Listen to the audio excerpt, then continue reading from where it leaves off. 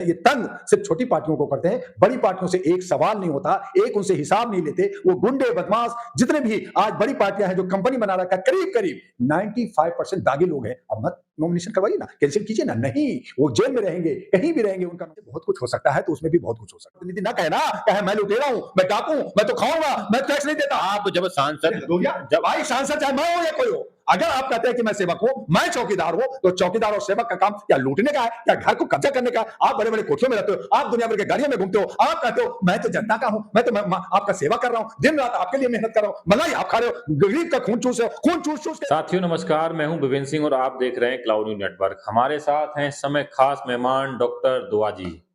Doctor दुआ जी से हम बात करेंगे चुनाव को लेकर। चुनाव आयोग ने कल तारीखों की ऐलान कर दिया है और इलेक्टोरल बॉन्ड को लेके बहुत सारा घमासान मचा हुआ है कि सबसे ज्यादा चंदा इलेक्टोरल बॉन्ड से जो पैसा मिला है वो बीजेपी को मिला है। इलेक्टोरल बॉन्ड और इधर जो लोग ईवीएम को लेके जो लोग प्रदर्शन कर रहे थे, खासकर भानु प्रताप सिंह जी और महमूद प्राचार्य जी, उस इलेक्शन कमीशन ने साफ साफ कह दिया है कि भाई हमारी ये किताब है, इसको पढ़ लो। जो एक्सपर्ट डब्बा लेके बैठे आते हैं वो पहले देख तो लो, जान लो, क्योंकि इलेक्शन कमीशन पूरे देश में ईवीएम को लेके प्रचार प्रसार कर रहा है, लोगों को अवेयर कर रहा है। उन्हीं सारे मुद्दों को लेके हम बात करेंगे। डॉक्टर दुआ सर, आपका बहुत बहुत स्वागत है। क्लाउड न्यूज को धन्यवाद, आपके चैनल से जनता को अभिनंदन। आपने इलेक्शन कमीशन की सवाल उठा रहे हैं।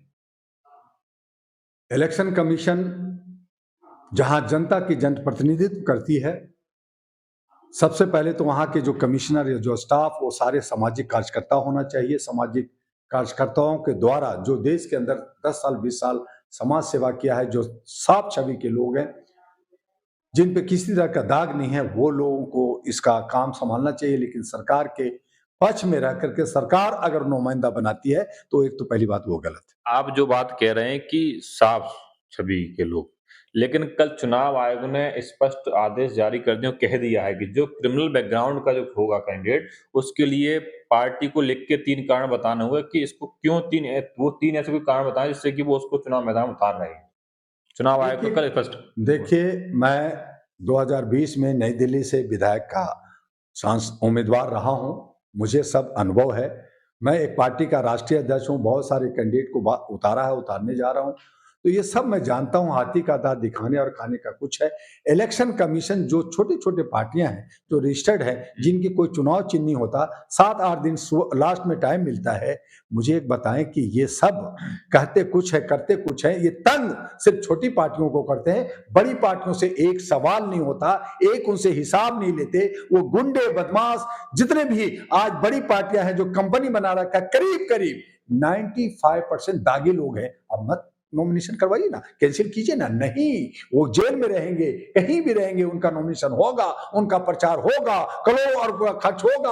अगर छोटा डॉक्टर दुआ, अगर आपने कहा कि भाई एमपी के लिए 75 लाख से ज्यादा नहीं खर्च हो सकता, अगर 1 रुपया भी ज्यादा खर्च होगा तो आप पे कानूनी कार्रवाई होगी, आपका मेंबरशिप खत्म होगा। लेकिन एक देश के प्रधानमंत्री जहां प्रचार करते हैं, एक बार जाते हैं, 5 करोड़ खर्च होता है, पार्टी जो है करोड़ अरबों रुपया खर्च करता है। और आप हर जगह ये बात है कि आज एमपी का इलेक्शन में अगर 2, 4, 5 करोड़ नहीं खर्च करोगे, जीत ही नहीं सकते हो, तो फिर 75 लाख का ये जो झुंझुना किस बात का? तो उस हालत में तो फिर चुनाव ही सारा कैंसिल हो सकता है। तो इस तरह का कथनी और करनी में फर्क होता है। मतलब आपको चुनाव में विश्वास नहीं है? क्यों? चुनाव में विश्वास है, हमारा लोकतंत्र में विश्वास है, लेकिन जो व्यवस्था बना रखा है, ये सरकारी तंत्र बना रखा है, ये जाल में बूंद कर करके जनता को बेवकूफ बना करके, जुमलाबाजी कर करके, शायरोशायरी कर करके राजनीतिक नहीं होता, लोकतंत्र नहीं बचता। अगर सच हो तो मुझे ये बताओ कि आपको अगर जनता आवाज उठा रही है पूरी बात में कि भाई हमें विश्वास नहीं है, हम नहीं चाहते ईवीएम, आप बैलेट लाओ, तो ला रहे हैं क्या? चुनाव आयोग ने कह तो दिया, चुनाव आयोग ने, कि हमारी मशीन सही है। जो एक्सपर्ट लोग बैठे हैं ना, सुनिए, तो आप एक्सपर्ट जो लोग भी हैं उनको 50 मशीन अपना देते क्यों नहीं हो? सुप्रीम कोर्ट ने भी तो मना कर दिया। देखिए, इसीलिए ये संवैधानिक करके भाई इसमें बहुत खर्च हो चुका है, बहुत मैनेजमेंट हो चुका है। सुप्रीम कोर्ट विश्वास नहीं है। अरे जब एक मोबाइल से बहुत कुछ हो सकता है तो उसमें भी बहुत कुछ हो सकता है भाई। 19 लाख मशीन तो चुनाव आयोग कह रहा है, चुनाव आयोग कह रहा है, इलेक्शन कमीशन ये बताए कि 19 लाख ईवीएम मशीन जो गायब है, वो कहां गया? आपने भी माना कि गायब है, तो कहां गया? जैसे इलेक्ट्रो बॉन्ड से पैसा किसको मिला, आप उसको छुपा रहे हो। फिर चुनाव आयोग ने कल कहा नहीं गायब होती है मशीन, कल खुद कहा है, आप देख लीजिए उनकी कल उन्होंने कहा क्या कहा कि लोग हम पे ब्लेम लगा रहे हैं, कर रहे हैं, वो कर रहे हैं और आधा अधूरा खबर ले रहे हैं। तो भैया आधा अधूरा खबर को क्लियर करो ना, नहीं कर रहे, चलिए ठीक है आप ये कर रहे हैं। तो जो आज इलेक्शन कमीशन है, आज आपने चुनाव चिन्ह हटाइए। जो 5 साल 10 साल से चुनाव चिन्ह लेके घूमता रहता है, प्रचार करता रहता है, करोड़ों रुपया खर्च होता है, आप नाम और फोटो पे चुनाव कराइए। आप जो है नॉमिनेशन है 2 महीना पहले लीजिए, उसको स्क्रूटनी कीजिए, कौन सही है कौन गलत है, उसके इंक्वायरी कीजिए, उसमें केस है क्या है, उसके हिसाब से जो साफ छवि के जो अच्छे लोग हैं उनका नॉमिनेशन होना चाहिए। और उसमें देखते हैं कि आप पारदर्शिता के साथ, आप निष्पक्ष होकर के आप अगर चुनाव करते हैं, तो मैं देखना चाहूंगा कि ये जितने भी डॉन, जितने भी गैंगस्टर, जितने भी कंपनी बना रखी है, वो जीतते हैं या हारते हैं। और जनता का सही, जनार्दन का जो गुप्त मत है, उसका सही इस्तेमाल होगा, जो हमारे संवैधानिक अधिकार है। चुनाव आयोग ने कहा है चुनाव फेयर होंगे, ट्रांसपेरेंसी चुनाव होंगे और चुनाव में किसी भी तरह का धनबल का प्रयोग नहीं किया जाएगा। जर्नलिस्ट महोदय, फिर वही बात, कभी किसी चोर ने कहा कि मैं चोर हूं, मतलब चुनावी चोर है, कभी कहा है कि मैं डकैती करता हूं, कभी जो है बलात्कारी कहता है कि मैं बलात्कार करता हूं, कभी ये सरकार कही है कि मैं नहीं खाता, मैं तो जमीन पे सोता हूं, मैं तो चटाई पे सोता हूं, मैं तो जो है प्लेन में नहीं घूमता, मैं जो है करोड़ों का कपड़ा नहीं पहनता, मैं जो है शूटिंग नहीं करता, मैं जनता को नहीं लूट रहा हूं, मैं जो है ये जो है जनता को 2 रुपए का चावल दे रहा हूं, ये मैं अपनी सैलरी से दे रहा हूं। क्या किसी नेता ने आज सैलरी और भत्ता छोड़ा, जिन पे 100 अरब करोड़, 100 अरब मजाक नहीं है, 100 अरब रुपया इन सारे नेताओं पे प्रति वर्ष खर्च हो रहा है। और ये लोग कहते हैं मैं गरीब हूं, वो टैक्स नहीं देते। नेता लोग टैक्स देता है क्या? इलेक्शन कमीशन का ऑफिसर टैक्स दे रहा है क्या? नहीं देते। उनके पास लाखों सैलरी मिलता है और पार्लियामेंट के अंदर जो कैंटीन है, वहां पे 1 रुपया कप चाय, बड़ा गिलास में चाय, क्या गरीबों को गलियों में कहीं ठावा में आपने 1 रुपया चाय दिलाएंगे मुझे छोटी सी कपटी में, जिसमें दूध भी अच्छा नहीं होता, पानी भी गंदा होता है और 10 रुपया कप चाय मिलता है। आप 1 रुपया में, डोसा 2 रुपया में, दाल 1.5 रुपया में, आपने जो है मछली 13 रुपया में, आप बिरयानी 13 रुपया। अरे भैया देश का प्रतिनिधि है, वो कहते हैं फिर देश की प्रतिनिधि ना कहे ना, कहे मैं लुटेरा हूं, मैं डाकू हूं, मैं तो खाऊंगा, मैं टैक्स नहीं देता। आप जब सांसद हो गया, जब भाई सांसद चाहे मैं हो या कोई हो, अगर आप कहते हैं कि मैं सेवक हूं, मैं चौकीदार हूं, तो चौकीदार और सेवक का काम क्या लूटने का है, क्या घर को कब्जा करने का है? आप बड़े बड़े कोठियों में रहते हो, आप दुनिया भर के गाड़ियों में घूमते हो, आप कहते हो मैं तो जनता का हूं, मैं तो आपका सेवा कर रहा हूं, दिन रात आपके लिए मेहनत कर रहा हूं, मलाई आप खा रहे हो, गरीब का खून चूस रहे हो, खून चूस के। हमारे देश के प्रधानमंत्री राजीव गांधी जी ने कहा था, कांग्रेस का रिजम था, उन्होंने कहा मैं 100 रुपया जनता के सेवा, जनता के विकास में लगाता हूं, 85% हमारे नौकरशाह, हमारे सब लोग खा जाते हैं, 15% लगता है। तो आपने तो खुद ही कहा, देश के प्रधानमंत्री कहा लूट हो रहा है, आपके हमारे आदरणीय माननीय सामान्य मोदी जी कह रहे हैं कि सब लूट रहा है, सब जो है भ्रष्टाचार कर रहा है, मैं सबको बंद कर दूंगा। अरे सबको बंद कर दो, अच्छी बात है, कर दो, लेकिन अपने भी नेताओं को भी, अपने भी जरा सा गर्मा में झागो, उनको भी जरा सा बंद कर दो। और ये इलेक्शन, ये सब ढकोसला, ये सब बातें करते हैं, ये सब मिले जुले चट्टे बट्टे लोग, एक ही थाली के लोग हैं, और ये सब लोकतंत्र के दुश्मन हैं। लोकतंत्र को इन्होंने मजाक बना रखा। फिर किस पे विश्वास, फिर कैसे चुनाव होगा? इसके लिए सबसे पहले चुनाव आयोग को पारदर्शी और निष्पक्ष होना पड़ेगा। कैसे चुनाव आयोग ने कह दिया ना कल, भाई मेरे ये जो है इनका जो है, इन पे भी सजा होनी चाहिए कि अगर ये गलत जरा सा भी करते हैं तो इनको दंडात्मक कार्रवाई होगी, इनको जो है जवाबदेह बनना पड़ेगा।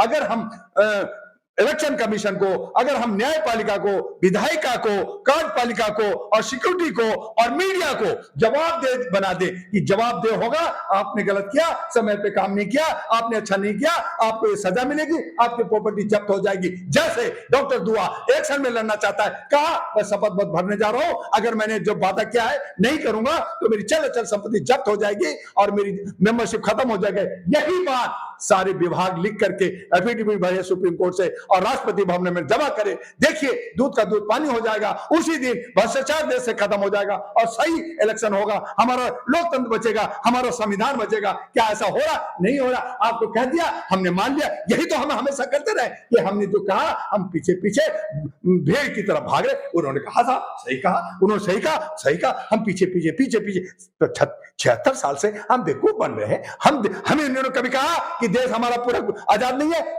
99 साल के लीज पे आपने कभी कहा? आपने कहा 15 लाख दूंगा, तो आपने कहा कि मुझे अंग्रेजों से 15,000 पाउंड लेना है, उससे हमें मुआवजा लेना है। अगर केन्या को मिला है, जापान को मिला है, तो भारत को भी मिलेगा। हर जनता को 17.5 लाख रुपया डॉक्टर दुआ दिलाएगा अगर मैं सत्ता में आता हूं तो। जैसा कि आपने कहा, आप जब सत्ता में आएंगे तो आपको सबको 17 लाख रुपए दिलाएंगे। लेकिन अब सवाल ये है कि चुनाव की तारीखों का ऐलान होने के बाद देश में आचार संहिता लग चुकी है। अब आचार संहिता लगे 7 चरणों में देश में चुनाव होंगे, साथ में ही 4 विधानसभा के भी चुनाव होंगे, 4 राज्यों में विधानसभा चुनाव भी होंगे।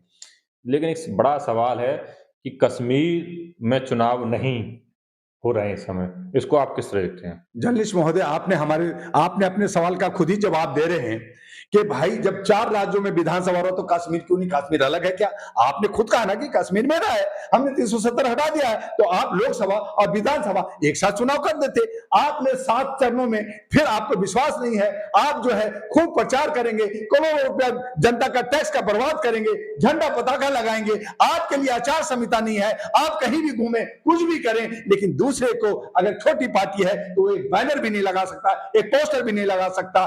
तो आप जानबूझ करके लोगों को बांध करके दिग्भ्रमित कर करके, इलेक्शन कमीशन का काम था कि यह प्रचार कोई पार्टी नहीं करेगा, सिर्फ इलेक्शन कमीशन करेगा। आज जो ये 60 लाख करोड़ और इतना करोड़, इतना हजार करोड़ का जो इलेक्ट्रो बॉन्ड्स है, वो सब इलेक्शन कमीशन के पास होना चाहिए था और वो अपनी देखरेख में प्रचार प्रसार करे और कैंडिडेट का करे तो दूध का दूध पानी हो जाए। और फिर हम कहे कि जो आचार संहिता लगी है वो सबके समान अधिकार देता है, लेकिन यहाँ छोटे को कोई अधिकार नहीं है, बड़े का कुछ भी है, उनके लिए कोई आचार संहिता नहीं है। वो कुछ भी चुनाव तक करते रहेंगे और कहेंगे कि मैं तो हूं, मैं तो काजबाहक हूं, मैं करता रहूंगा, तो लूट बना रहेगा। ये आचार संहिता 2 महीना 7 फेजों में, आपको क्या सिक्योरिटी पे, क्या आपको ऑफिसर, आपकी कोई कमी है जो आपने 7 किया? ये 2 पे भी हो सकता है, चलो 7 किया, मैं मानता हूं, लेकिन वहां के जनप्रतिनिधि आप गुप्त रखो। लेकिन जिस दिन वोटिंग पड़ता है उसी दिन शाम में काउंटिंग करके उसको गुप्त रखो, जनता में बाकी जगह न ले जाओ। और आखिर में सारा जो चुनाव जो काउंटिंग हो गया है उसको जो है आप 4 जून को उजागर करो। लेकिन क्या आप रखेंगे 1 महीना 2 महीना सारे बॉक्सों को डिटेंस कहीं और रखेंगे, हॉल में रखे, रूम, क्या पता वो मशीनी चोरी कर दे, बदल ले, कुछ भी करें। तो ये सत्ता में है, उनके पास पावर है, उनके पास सिक्योरिटी है, उनके पास ऑफिसर है, तो ये सब चोरी की संभावना बनती है। और तब मैंने कहा कि सत्ता पक्ष जो आज जो कभी 29% का शेयर का मिला था तो उनके पास सिर्फ 2 सीट था, जब 30 बना तो उनके पास 12 हुआ, जब 30 बना तो 112 हुआ और उसके बाद 187 बना, फिर 214 और अब जब 34% मिला है, जहां पे आपने 2-3% की चोरी किया है, तो आप 303 हो। आप बिना चुनाव का, बिना मत लिए, जनता का बिना अधिकार लिए आप कहते हैं मैं हूं 400 पार।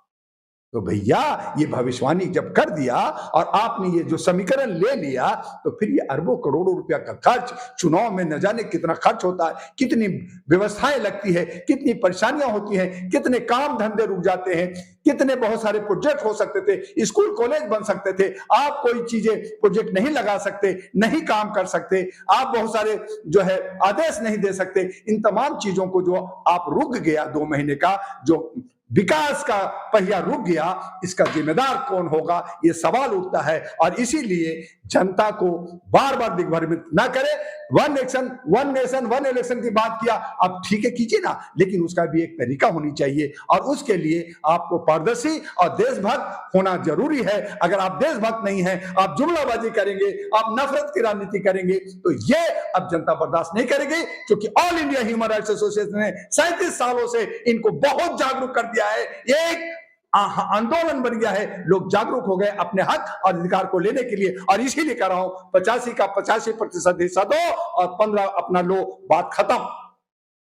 आप लोगों ने सुना डॉक्टर दुआ जी ने कहा कि 37 सालों से all India human right commission जो एसोसिएशन जो है एसोसिएशन लगातार लोगों को अवेयर कर रहा है। जो चुनाव आयोग और जो चुनाव आयोग जो कह रहा है उसको पहले पारदर्शिता करनी चाहिए। इनको चुनाव आयोग की जो कुछ बातें कही उस पे इनको विश्वास नहीं है। कहा जा रहा है केवल दिखावे के लिए कहा जा रहा है। और इन्होंने कहा कि 85% को अपना हिस्सा चाहिए, जो 15% लोग हैं उनको हम हिस्सा देंगे। उनसे हमें भीख नहीं चाहिए, उनको हिस्सा हम देंगे। आप लोगों की क्या राय है इस वीडियो को लेकर? अपनी राय हमें कमेंट बॉक्स में जरूर बताइएगा। धन्यवाद। लेटेस्ट अपडेट पाने के लिए हमारे चैनल क्लाउड न्यूज को अभी लाइक करें, सब्सक्राइब करें और बेल आइकन दबाना बिल्कुल ना भूलें।